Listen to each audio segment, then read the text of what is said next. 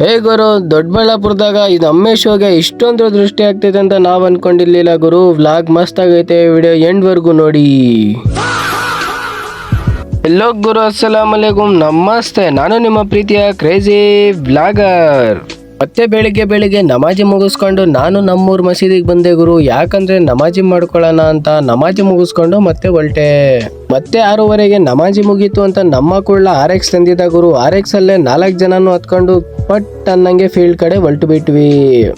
Finally ಫೀಲ್ಡಿಗೆ ಬಂದ್ಬಿಟ್ಟು match start ಮಾಡಿಬಿಟ್ಟು ನಾನು ವಿಡಿಯೋ ಸ್ಟಾರ್ಟ್ ಮಾಡಿದ ತಕ್ಷಣ ಕ್ಯಾಚ್ ಬಂದ್ಬಿಡ್ತು ಗುರು. ಅದನ್ನ ಸುಹೇಲ್ ಅಣ್ಣ ಹಿಡ್ದೇ ಬಿಟ್ಟ.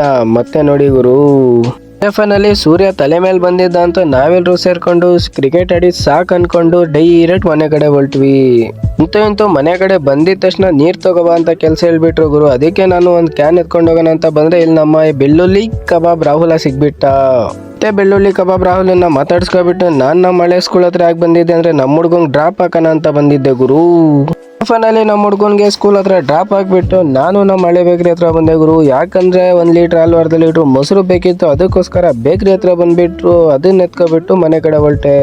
ಮತ್ತೆ ಮನೆ ಕಡೆ ಹೋಗ್ಬಿಟ್ಟು ಒಳ್ಳೆ ನಿದ್ದೆ ಹೊಡೆದ್ಬಿಟ್ಟು ಸಾಯಂಕಾಲ ಆಗಿತ್ತು. ನಮ್ಮ ಹುಡುಗ ಬಂದಿದ್ದ, ಅವನ ಜೊತೆ ಹತ್ಕೊಬಿಟ್ಟು ಡೈರೆಕ್ಟ್ ನಾನು ಫೀಲ್ಡ್ ಕಡೆ ಹೊಲ್ಟೆ.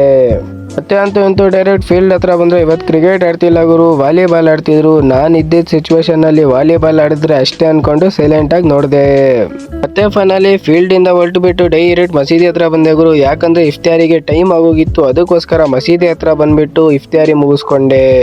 ಮತ್ತೆ ಇಫ್ತಿಯಾರಿ ಜೊತೆಗೆ ನಮಾಜಿನೂ ಸಹ ಮುಗಿಸ್ಕೊಬಿಟ್ಟು ಇಲ್ಲಿಂದ ನಾನು ಡೈರೆಕ್ಟ್ ಮನೆ ಕಡೆ ಹೊಲ್ಟೆ. ಇವತ್ತಿನ ವ್ಲಾಗ್ ಇಲ್ಲಿಗೆ ಎಂಡ್ ಮಾಡ್ತೀನಿ. ವಿಡಿಯೋ ಇಷ್ಟ ಆದ್ರೆ ಲೈಕ್ ಮತ್ತೆ ನನ್ನ ಅಕೌಂಟ್ಗೆ ಫಾಲೋ ಮಾಡ್ಕೊಳ್ಳಿ ಗುರು, ನಿಮ್ ದುಡ್ಡೇನೋಗಲ್ಲ.